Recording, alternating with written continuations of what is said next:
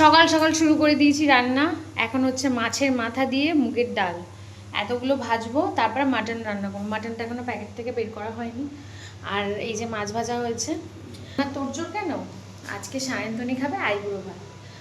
ওর বুধবার দিন বিয়ে, তো টাইমটা খুবই কম আছে, তাড়াহুড়ো করে হয়ে যাচ্ছে কোনো একটা রিজনে। তো তাই জন্যে আমি আজকে এই রান্নাগুলো করছি। সবে মাছের মাথা দিয়ে ডালটা হয়েছে, এখনও কিছু কাটাকুটি হয়নি। মাংসের জন্য মাংসটা বসাবো, আর হয়ে গেলে তারপর তোমাদের দেখাচ্ছি। আজকে সকাল থেকে প্রচুর কাজের চাপ আছে, যার জন্য আমি এখানে খেতে পর্যন্ত পারিনি। তো তাড়াতাড়ি রান্না করে নিয়ে তারপর দেখ। মাটন সবে ধুয়ে ঝরিয়ে রেখেছি জল, এবার ভাজাগুলো ভাজবো। এই যে সব ভাজা আছে 5 রকমের, এগুলো ভাজবো, ভেজে দেন মাটন বসাবো। মাটন ধুয়ে ঝরিয়ে রেখেছি জল, 5 রকমের ভাজা ভাজবো, দেন মাটন বসাবো।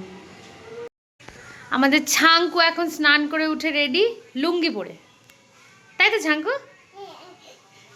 এবার গা হাত পা মোছাবো, মুছিয়ে জামা কাপড় পরিয়ে তারপর ওকে ভাত খাওয়াবো। আমার মা ছাঙ্কু রেডি তো? এবার কি করবে নিচে গিয়ে? যাও গিয়ে করে আসো।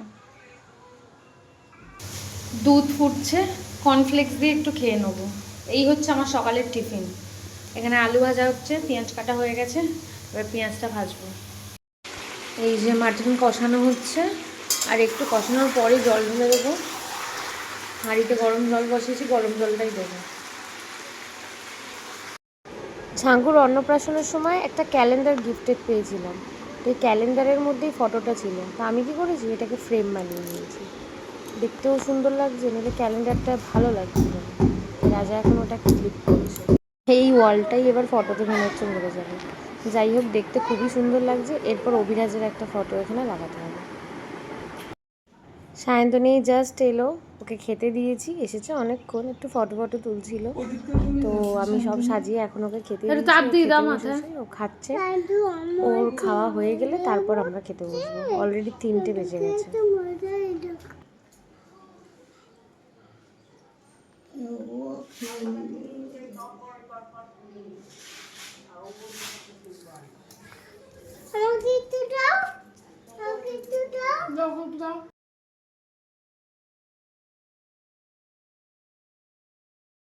করে তোকে পাসওয়ার্ড বলে দেবো, ঠিক আছে? হ্যাঁ হ্যাঁ, ওটাই বেটার হবে। রূপসার কাছে কি করে যা।